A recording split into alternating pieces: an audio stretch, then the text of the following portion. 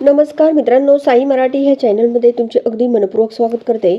हळद रुसली कुंकू असलं ह्या मालिकेच्या आजच्या भागामध्ये आपल्या कृष्णाला सर्व आढळरावांचं बोलणं जे आहे ते आठवत असतं. आढळरावांनी आपल्याला बाळजाबाईंचं काय काय सत्य सांगितलं हे सुद्धा सर्व या आपल्या कृष्णाच्या डोळ्यासमोर येत असतं. त्यानंतर कृष्ण बोलते की आता गावातल्या प्रत्येक अडचणी जी आहेत ती ही कृष्णा ज्या आहेत त्या सर्व एकटीच सोडवणार असल्याचं कृष्ण आपल्या मनाशी बोलते. तिने अंगामध्ये शर्ट घातलेला असतो आणि दुष्यंत जो आहे तो इकडे बेडरूममध्ये झोपलेलाच असतो. आणि तेव्हा कृष्णा आता आरशामध्ये बघत असते. आता दुष्यंत हा उठतो आणि समोर कृष्णाकडे बघतो. त्यानंतर इकडे दुष्यंत आता ह्या कृष्णाला बोलतो की काय कारभारीन बाई, आज काय सकाळी सकाळी शेतावर चाललेत की काय, असं हा दुष्यंत बोलतो. त्यावर इकडे कृष्णा बोलते की अहो शेतावरची खूप कामे आहेत, आईला एकटीला जमणार नाही आहे. मी तुम्हाला नाश्ता बनवून ठेवलेला आहे, त्यामुळे नाश्ता खा आणि सर्व उठल्यानंतर सर्वांना नाश्ता द्या. दुपारी स्वयंपाक करायला येते मी आणि मग पुन्हा रात्रीच्याला येईल, असंही दुष्यंतला कृष्णा जेव्हा बोलत असते तेव्हा दुष्यंत जो आहे तो कृष्णाकडेच बघत राहतो. त्यानंतर इकडे दुष्यंत जो आहे तो आपल्या मनाशी बोलतो की किती सुंदर मला बायको मिळाली, नक्कीच मी मागच्या जन्मात काहीतरी पुण्य केलंय म्हणून मला हे पुण्य मिळतंय, असं ही कृष्णाला बघून हा दुष्यंत आपल्या मनाशी बोलत असतो. त्यावरती आता कृष्णा विचारते की काय हो, नेमका कसला विचार करताय तुम्ही. त्यावर दुष्यंत थोडासा हसतो आणि लगेच बोलतो की कारभारीन बाई दुसरा कुणाचा विचार करणार, माझ्या कारभारीन बाईचाच विचार करणार, असं दुष्यंत या कृष्णाला बोलतो. आणि तो कृष्णाच्या अगदी प्रेमाने जवळ येऊ लागतो. तेव्हा कृष्णा लगेच आता तिथून जाऊ लागते, तर दुष्यंत आता कृष्णाचा हात पकडतो. तेव्हा कृष्णा बोलते की अहो शेतावर खूप कामं आहेत, जाऊ द्या मला. तेव्हा इकडे दुष्यंत काय कृष्णाला तिकडे जाऊन द्यायला तयार नसतो. तो बोलतो की थांब, जाता येईल, एवढं काय त्यामध्ये. त्यानंतर इकडे दुष्यंत जो आहे तो कृष्णाला जवळ घेतो. कृष्णाही खूप हसत असते. कृष्णा खूप खुश झालेली असते.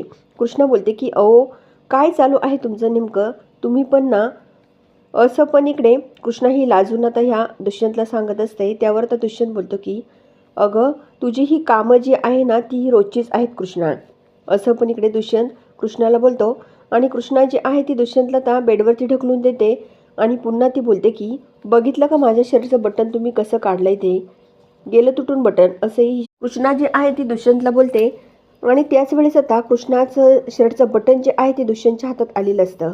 आता स्वतः दुष्यंत जो आहे तो आपल्या हाताने त्या कृष्णाच्या शर्टचं बटन जे तुटलेलं असतं ते स्वतः लावत असतो. आणि तेव्हा कृष्णा त्याच्याकडे बघत राहते. दुष्यंत जे बटन लावत असतो तेव्हा कृष्णा बोलते की लावा बटन, काही प्रॉब्लेम नाही. जेव्हा आता दुष्यंत ते बटन लावतो तेव्हा तो शर्ट जो आहे तो कृष्णाच्या हातात देतो. तर कृष्णा जे आहे ते आता खूप खुश झालेली असते, कारण आता दुष्यंतने तो शर्ट पुन्हा स्वतःच्या हाताने कृष्णाच्या अंगामध्ये घालून दिलेला असतो. कृष्णाला पाठीमागून मिठी मारतो आणि तो आता आरशामध्ये बघत असतो. तेव्हा कृष्णा खूप सुंदर दिसत असते आणि आता दोघे अगदी छान रोमॅन्टिक झालेले असतात.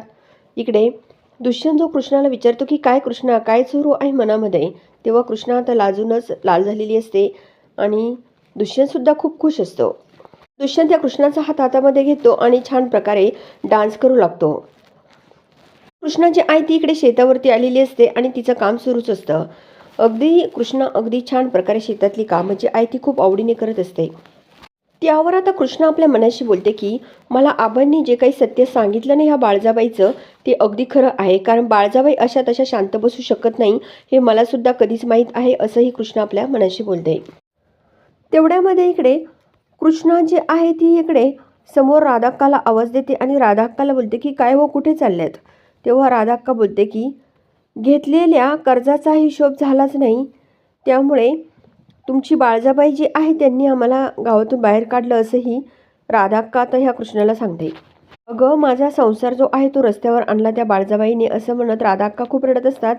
आणि कृष्णा आता बघत असते, तिला खूप वाईट वाटत असतं. बाळजाबाई घरामध्ये असते आणि ती घरामध्ये बसून आता गावातल्या लोकांना तिचे कर्जाचे हप्ते जे आहे ते मागण्यासाठी कॉल करत असते. आता कृष्णा जी आहे ती काही गावातल्या लोकांना घेऊन इकडे बाळजाबाईंसमोर आलेली असते. तेव्हाही कृष्ण बोलते की काय सासूबाई, तुमची झोप पूर्ण नाही झालेली दिसत. तेव्हा बाळजाबाई बोलते की ही लोक कोण घेऊन आली तिथे आणि कशाला आणलीत, असंही बाळजाबाई कृष्णाला विचारते. कृष्णा बोलते की तुम्ही सर्वांना ओळखता बाळजाबाई, खोटं कशासाठी बोलता हो. अहो तुमच्या जीवावर जगतात ही सर्व माणसं आणि तुम्ही त्यांचं सर्व बंदच करून टाकलं का हो बाळजाबाई. ह्या राधाक्का त्यांच्या हक्काचं घर जे आहे ते तुम्ही हिसकावून घेतलं कशासाठी. तेव्हा बाळजाबाई बोलते की म्हणजे आता काय बरोबर काय चूक हे सुद्धा तू मला शिकवणार का गं, असंही बाळजाबाई आता ह्या कृष्णाला विचारत असते.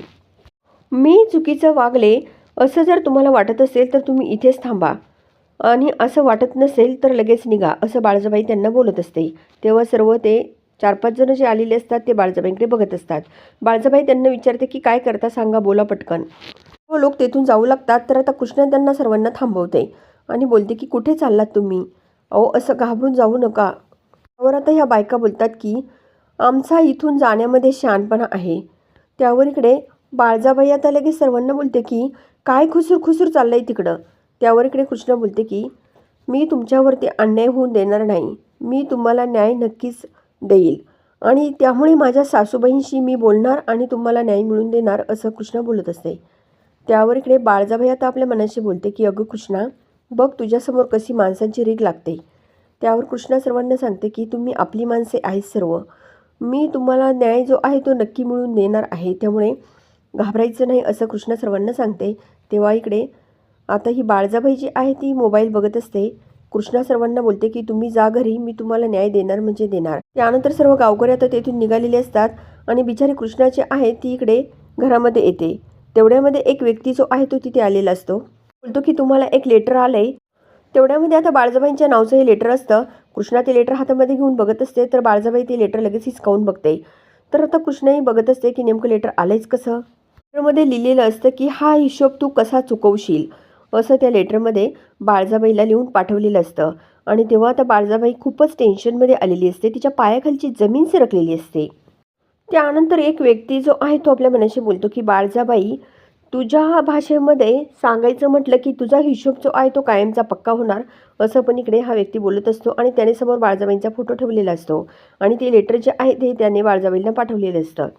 तर कृष्ण विचारते की काय हो, गावातल्या कुणीतरी तुम्हाला हे लेटर पाठवलेलं दिसतंय आणि त्यामुळे तुम्ही टेन्शनमध्ये आलेले दिसतात, असंही कृष्णा आता बाळजाबाईंना जेव्हा बोलते. तेव्हा बाळजाबाई आता खूप टेन्शनमध्ये असते. कृष्णा लगेच बोलते की तुमच्या ह्या कट कारस्थानाच्या खेळावरती कायमचा पडदा पडणार आहे, असं पण कृष्णा आता ह्या बाळजाबाईंना बोलते. आता आढळराव जे आहे ते इकडे घरामध्ये बसलेले असतात आणि त्यांचं काहीतरी लिखाणकाम सुरू असतं. आता असं बघायला मिळतं की इकडे दुष्यंत जो आहे तो आता इकडे आतमध्ये असतो आणि तेव्हा कृष्णा जी आहे ती तिथे आलेली असते. ती जो एक माणूस असतो त्याने बाळजाबाईंचा फोटो जो आहे तो पूर्णपणे जाळून खाक केलेला असतो आणि तो खूप चिडलेला असतो. तो आपल्या मनाशी बोलतो की बाळजाबाई, आजपासून तुझे दिवस जे आहेत ते भरत आलेले आहे. तुझ्या साम्राज्याची राख रांगोळी करायला मी आता सज्ज झालेलो आहे, असा व्यक्ती जो आहे तो आपल्या मनाशी बोलतो.